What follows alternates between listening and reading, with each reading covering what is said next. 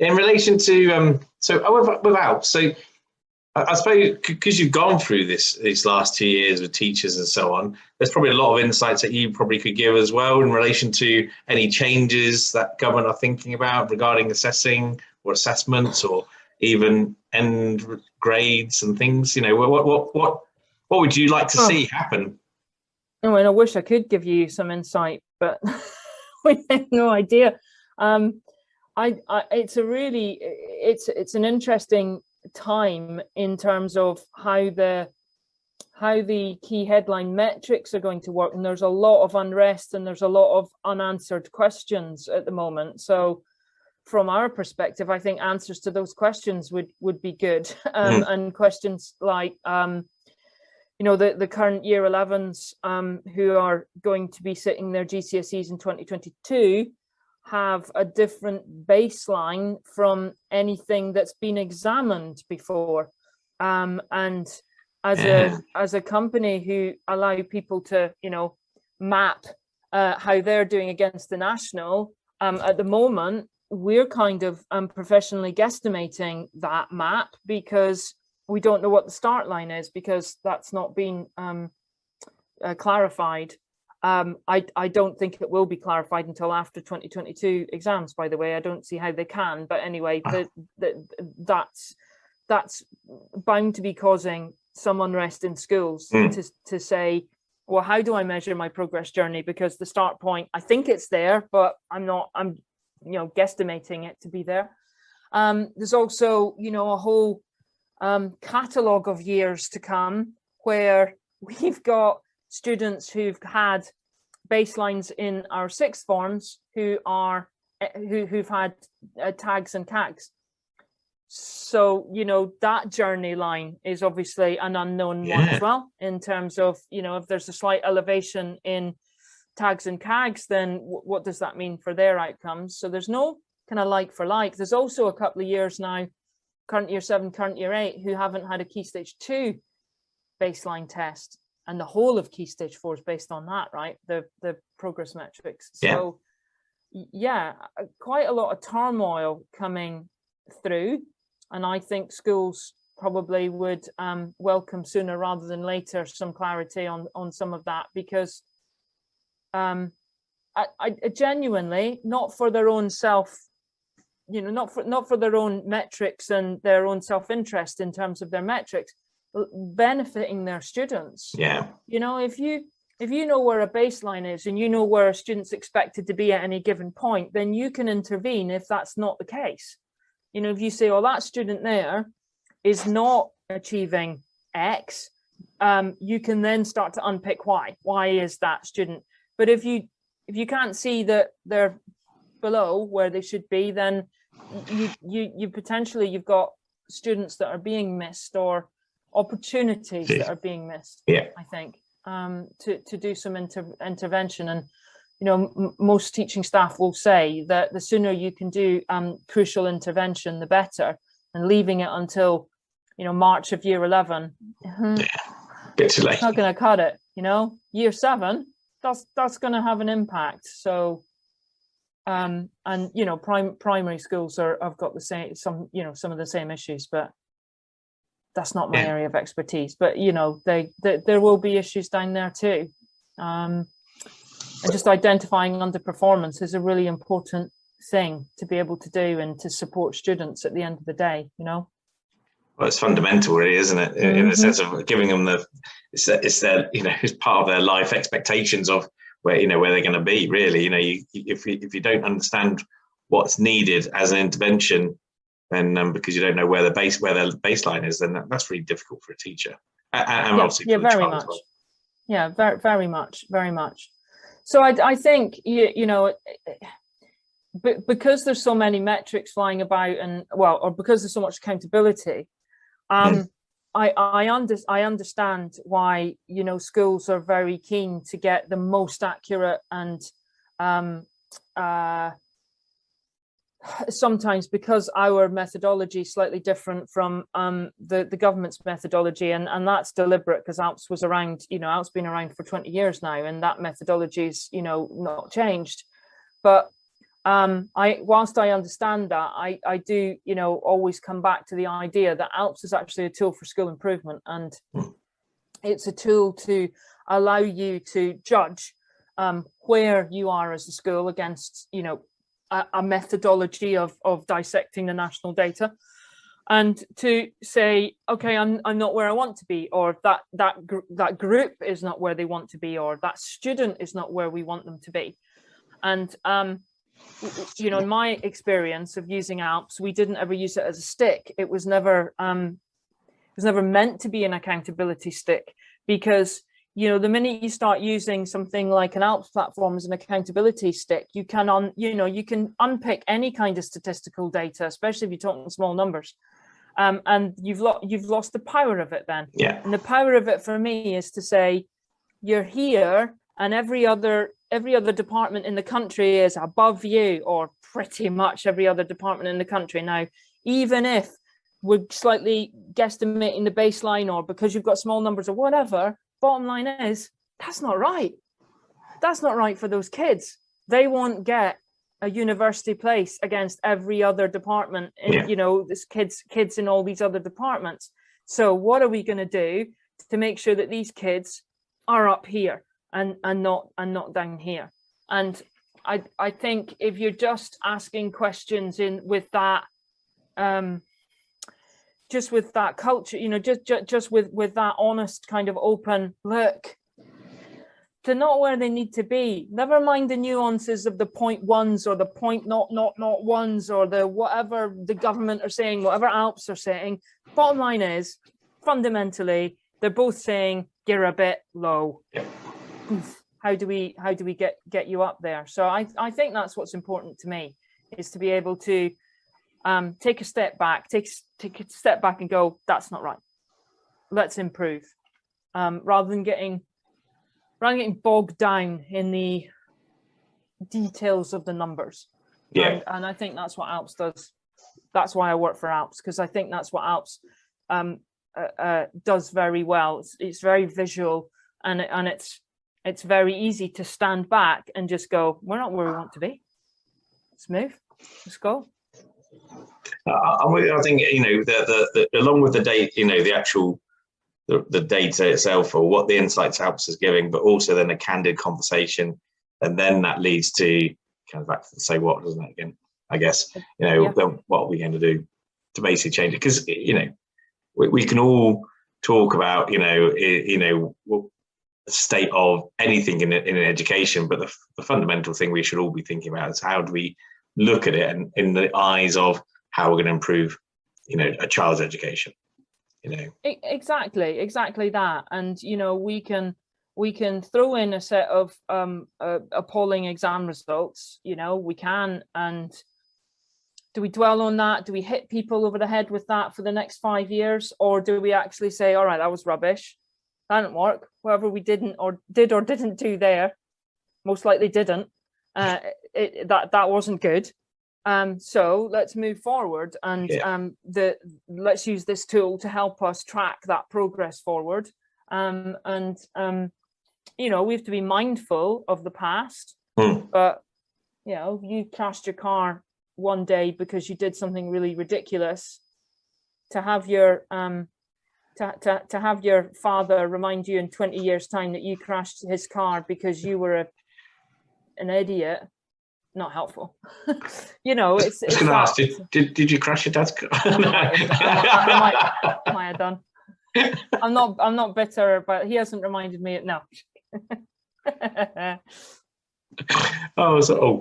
Amazing.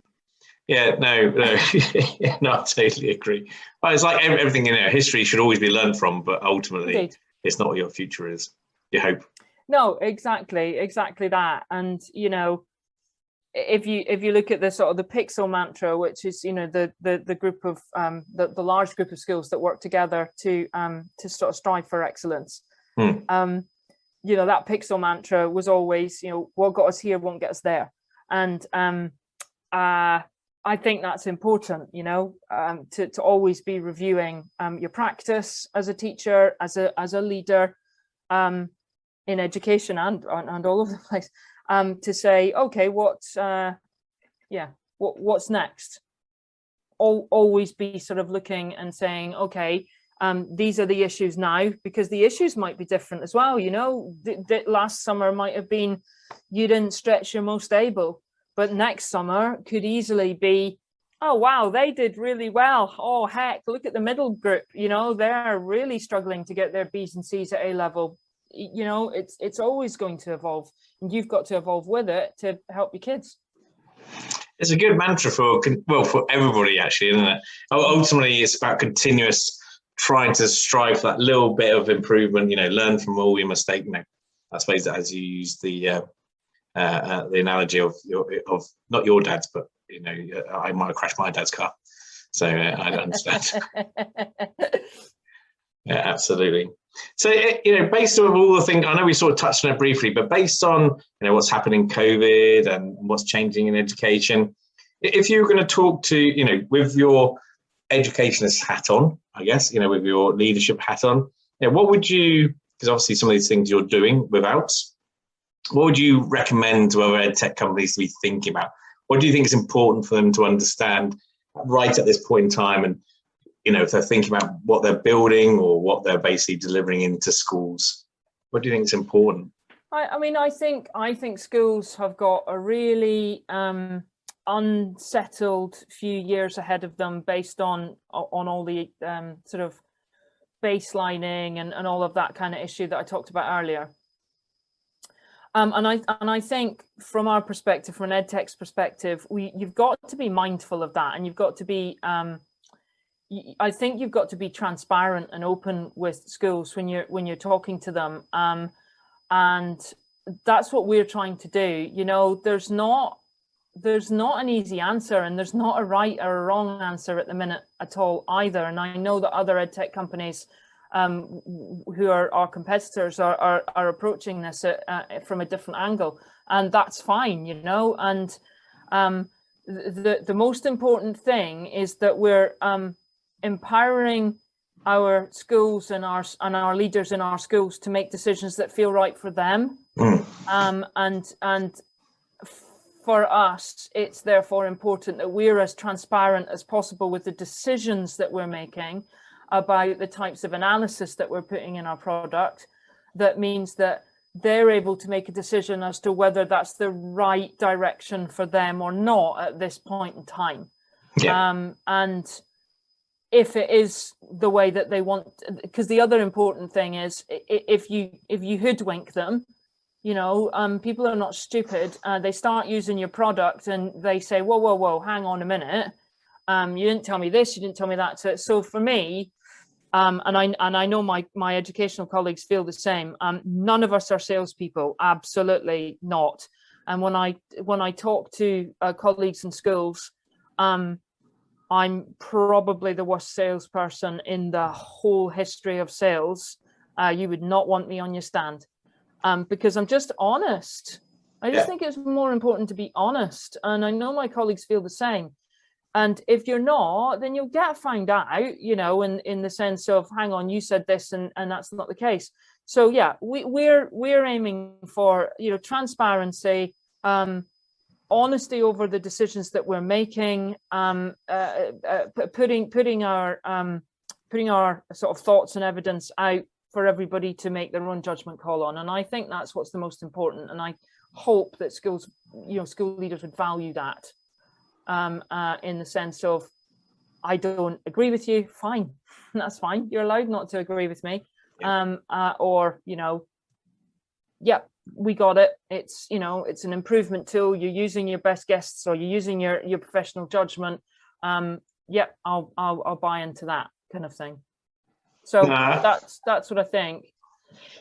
In the meantime, I sort of I hinted at this earlier. I also think it's important for us to be forward-looking as well, and to not allow the current crisis, or it might be a strong word, but the current situation, to hamper us moving forward, to put in features and enhanced things into our product that will make people's lives simpler now and when things return to to norm. So we're kind of pushing forward with that as well, just with that sort of agenda of let's keep going on the this is going to make your life simpler front, because do you know what, everything will settle down. It will, you know, and life will go back to some form of normality where we know where we start, we know where we end. It will, because it always does. It's a bit philosophical, isn't it? No, amazing. No, I totally agree. I totally agree with you. So you said about some of these improvements and some of these developments. So any insights, any interesting snippets? Well, one of the biggest, I think, as a company, we identified that one of the biggest things that was a gap in our product compared to competitors is that having said all of the Alps has been a tool for school improvement, and the methodology's never matched the government's methodology. I think over the last few years, it's become more and more obvious to all of us at Alps, and particularly in the education department, that what we were missing was that nod to the government accountability measures. Because the bottom line is, when you're a school leader and you're looking at Key Stage 4 outcomes, you have to be looking at the way that the government and Ofsted are going to be measuring you. You have to. And in Connect, that's never been there. So, we are sort of a month, 2 months, what was it, end of October, 2 months away from releasing that into Connect at Key Stage 4. So people will be able to see the Alps analysis that they love, plus the senior leaders in schools will be able to say, okay, and that's how I measure up against the government performance metrics.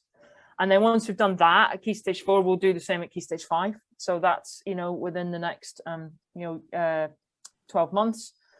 You have various other enhancements, like we want to bring in a little bit more sort of customized reporting. So going back to what is it that you want to get out of Connect that makes your job easier, that means you have to spend less time in an Excel spreadsheet. I want this, this, and this. Right, okay, let's give you it. Okay. So, trying to do that kind of listen to what people want us to produce for them, and then allow them to produce it. It's dead exciting. Dead excited about that. So yeah, it's exciting times. Exciting times. It's good. So it shows that Alps is continuing to progress and develop. You're obviously listening to your customers a lot as well, and I think that was throughout all of this chat, which has been amazing. I think the whole idea of listening to your customers, recognizing their pain points, understanding what they need to ask that so what question, I think is really, really important, and obviously something that you find you hold dear as part of what you do as you go forward. Definitely, and I think you asked a question earlier about what do people like me bring to the Alps team and the engineering team, and it's that passion for this is what I would have wanted. This is how I was using it, or this is how I would have wanted to use it, or whatever, to make my life easier, to give me the answers to the questions. And I think that's what my colleagues in the education team, I think that's what we bring into the company is, we at that, however many decades of senior management experience we have between us, and I would be aging us all to put a number on that number of decades, but not that many decades. Not that many decades, no. But we've been doing it collectively for a number of years, and I think that is really, really important. Really important. Absolutely. To be drawing on that experience. Yeah. I totally agree, and whenever I have whenever anybody from in the education world or in education world, that's a really silly thing to say because obviously ed tech is in the education world, but anybody who's in schools who is looking potentially come out and explore different avenues of education, I always recommend the ed tech companies I work with that they should take on board these people because they've lived it. It's hard to get that insight unless you've lived it sometimes. No, agreed. I totally very agree. important. Yeah, I think so.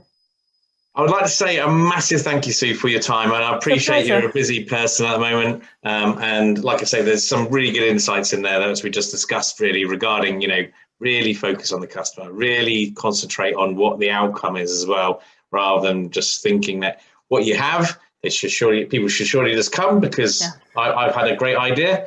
So I think that's really important for people to understand. There's lots of businesses sometimes that forget actually what they're doing is developing something for other people rather than themselves. Indeed. And I think that's important. Indeed. Yeah. No, it's been a pleasure. Excellent. I'm glad. No, thanks, Nick. And I think everyone will get something from this for sure. So it's a big thank you from me. No, thank you. Thank you from me.